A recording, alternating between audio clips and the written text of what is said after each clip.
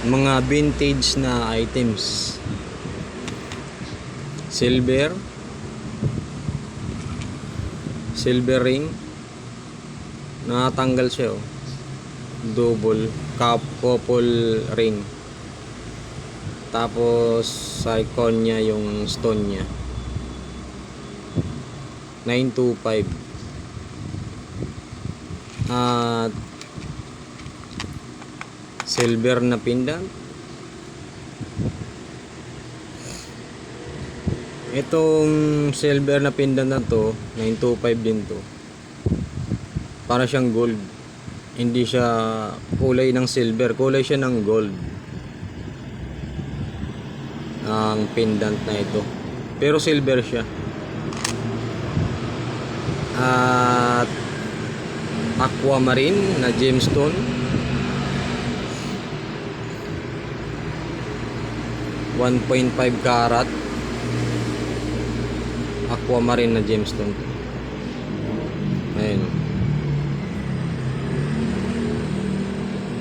Natural gemstone na aquamarine. Light blue color.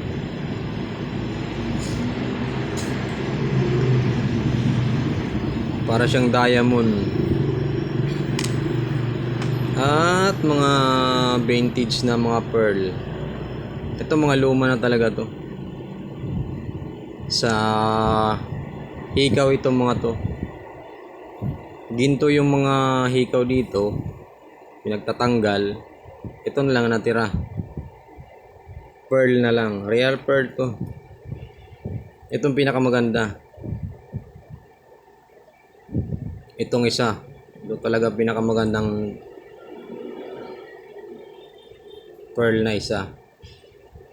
Yung kulay niya, pati yung texture niya, talagang maganda. At itong isa din, ayun. Kasi may mga pearl din na bagong kuha lang. Ito, mga vintage to.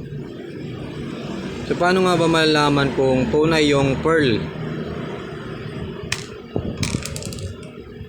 Ang pinaka basic kong ginagawa para malaman yung fake at saka tunay na pearl, kinukuskus lang yung dalawang pearl na to. Pag kinuskus mo yan, magpapowder siya. Ayan o. Yan ang tunay na pearl, nagpapowder. Tapos parang wala siyang gas-gas. Yan.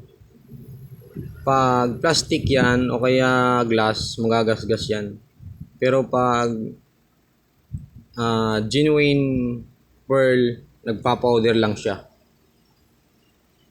Mga vintage na rin. Silver, pearl, at aquamarine stone.